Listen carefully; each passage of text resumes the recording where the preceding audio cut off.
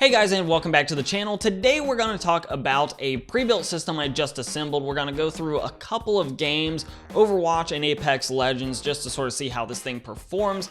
And I'll give you a little bit of insight onto how I build PCs for a very budget-friendly dollar amount, but while also not utilizing a lot of the sort of best deals that are out there. So I rely basically, almost exclusively rather, on eBay sales. So it's a little bit more patience requiring for actually finding the deals, but the deals are still out there and they are available for the average person to just go out and find. And on eBay, you don't have to worry about meeting up with anyone or anything like that.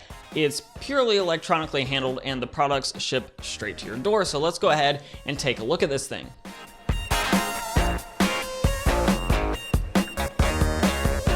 Now the base PC here is just a basic HP pre-built featuring an i5-3470 as the processor, 8 GB of DDR3 RAM. It did come with a 1 TB hard drive, which I upgraded the boot storage to be 120 GB SSD, more on that in a minute. But having that hard drive come with the system does give you a lot of disposable hard drive space for just loading up on your games. That way, if there's games that you don't necessarily play all the time that you don't want to keep on your very valuable SSD space, you can put it on your 1 TB hard drive and keep it there for a rainy day when you just randomly want to play it, and you don't have to worry about reinstalling the entire game. In addition to being a complete base build, this system actually also comes with a 320 watt power supply.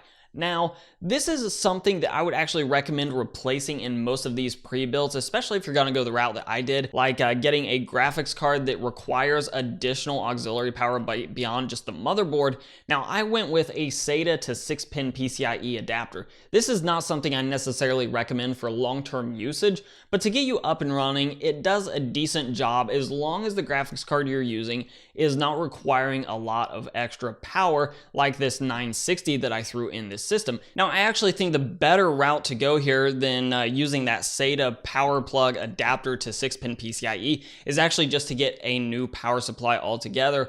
One of those EVGA units that's always on sales, like the 450 watt EVGA one that you can get normally for about $20 or $25 with a mail-in rebate, if you're willing to go that route, is a much better option. Now, you will need a specific adapter for these HP motherboards because these pre-builts unfortunately don't come with the standard 24-pin motherboard adapter, so you'll have to get like a 24-pin to, I think it's a 6-pin adapter for this particular model. But I do believe those are available, and that would give you the peace of mind knowing that you're not having to adapt power to potentially a card that needs more than this power supply is able to provide with the 320 watt stock one. So giving yourself a little bit more power headroom cannot be a bad thing. Plus, that would give you the option then of upgrading everything else in the system. Since this is an i5, for example, you can go to an i7 processor without any worry whatsoever. And you can go to one of those, for example, mini 1070s and have plenty of power for that as well. So it does give you a lot more flexibility if you're willing to put in a little extra money.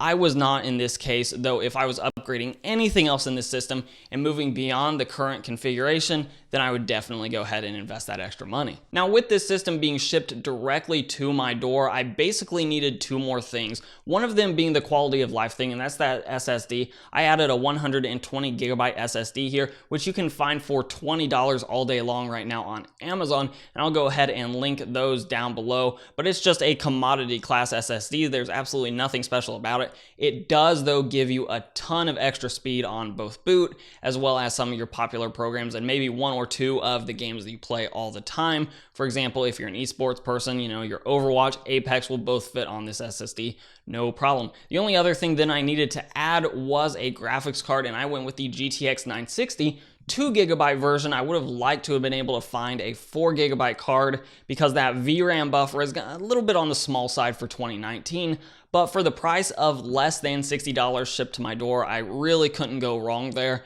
And the performance is there to show for it too. Even with it just being a single fan solution, the temperatures were more than acceptable, hovering around sort of those upper 80s when the card was under sustained full load, but never really overheating at all, really whatsoever. And the frame rates in the games that I played here, and Overwatch and Apex being the only ones that I tested out for this video, were perfectly acceptable at 1080p. In fact, they were quite good, and for less than $200 here, I mean, we're talking about, if we round up, $90 for the base PC, about $60 for the graphics card. That takes us to $150, and then a 20 gigabyte SSD, or rather a 120 gigabyte SSD for $20 is going to bring us to shy of $170 after everything is shipped to your door, and this thing is ready to go. And now for some quick performance numbers. Overwatch was well over 100 FPS the majority of the time at 1080p with the high preset.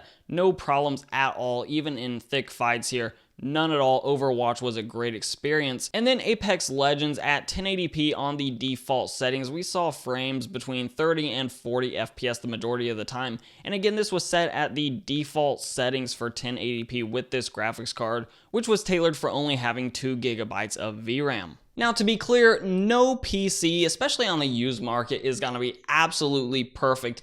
In this one's case, there are some limitations that you need to be aware of, and each pre-built is going to be a little bit different.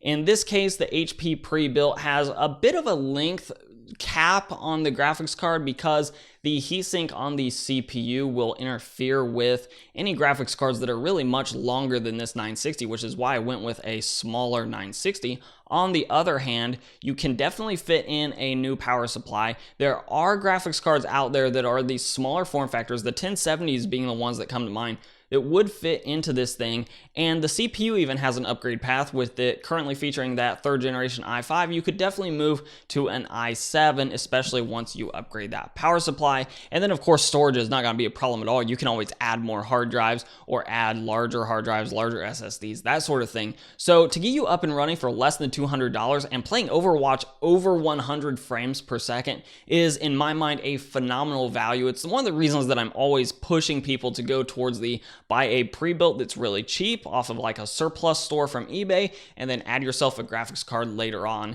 and you'd be perfect and set to go. So hopefully you liked this build. If you did, toss this video a like, share, and subscribe, all those things down below. I do want to hear from you guys. Other than the SATA to PCIe adapter, what would you change about this build? Let me know those thoughts also down below. And of course, don't forget to follow me on my social media here at Hoosier Hardware for both Instagram and on Twitter. And of course, I'll let YouTube queue up a couple more videos from my channel for you to watch. I'm Shane with Hoosier Hardware, and I'll catch you guys in the next video.